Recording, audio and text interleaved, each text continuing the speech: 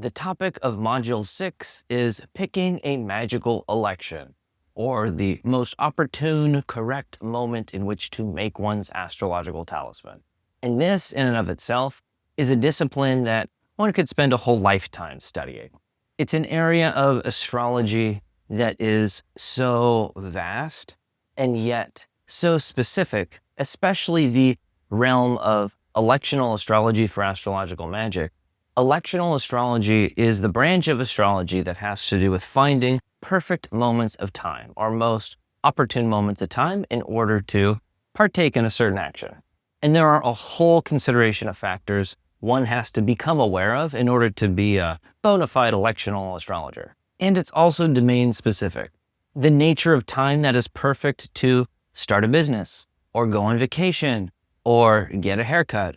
One thing you find in the discipline of electional astrology is that the optimal time to start one activity or do one activity looks quite differently astrologically. There's a whole slew of unique factors that go into the best time to plant your garden, per se, than to start a business or to adopt a pet.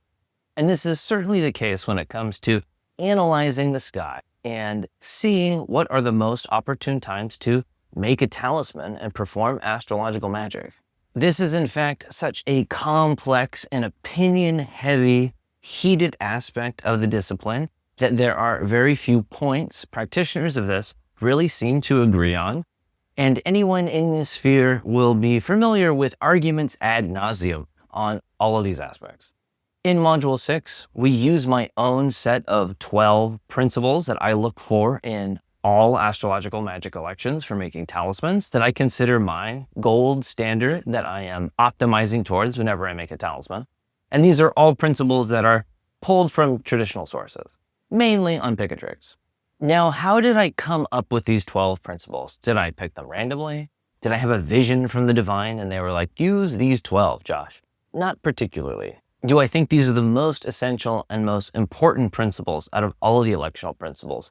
Partially. I think they are quite important and quite essential. But really the driving factor of why I use these 12 has to do with the fact that over the last 9 years of my practice, I've been able to do a decent amount of research and experimentation based on myself and several clients on the effects that these individual principles have on the potency of a talisman given the election. For a bit of context, I come from a background of biochemistry and material science and genetics, and I've taken some methodologies and views from my time in the lab to my practice of making astrological talismans. One principle I take from my experience in genetics research to my own personal practice of making astrological talismans is this concept of trying to figure out whether a mechanism in a system is necessary or sufficient to what is being observed. Say, for instance, I go outside and I see that my roses have blossomed.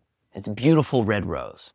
I can have the thought, I wonder what gene is responsible for making it so beautifully red. Using the powers of modern genetics, I can sequence the genome of a rose and hypothesize that this sequence of gene is the thing responsible for making the rose red. And say I can cut that gene off and grow a new rose seed that has that genetic material in it that I altered. And when the rose blossoms, it was fully white. I would know that this gene was necessary for the rose to be red. There are certain electional principles that seem to work that way.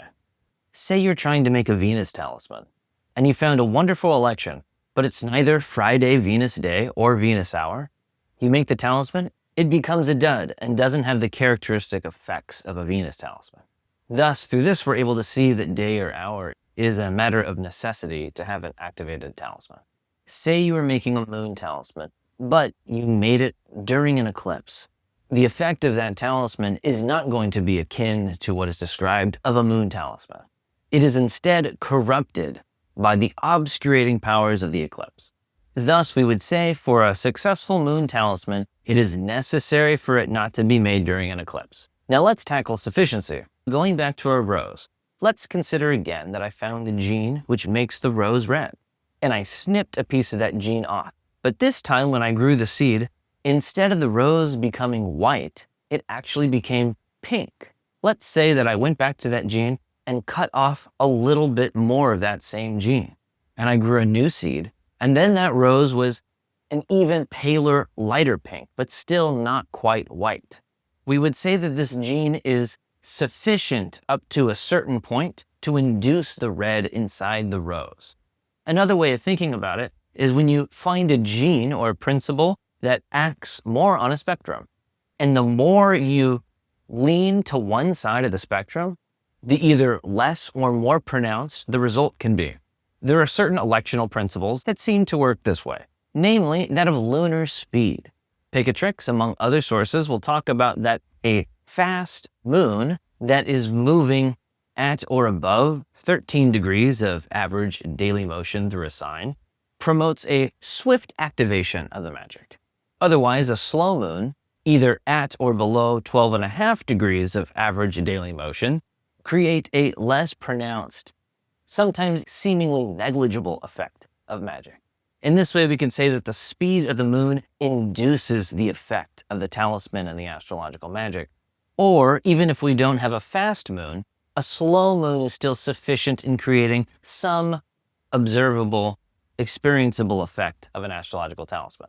I hope this gives you a good introduction into the methodology behind my 12 principles, but we cover these and this methodology in Module 6 in order to help inform our own process of how we are going to engage not just with the principles that we initially discuss, but the plethora of electional rules we find in traditional sources, as well as ones that we may be able to observe ourselves.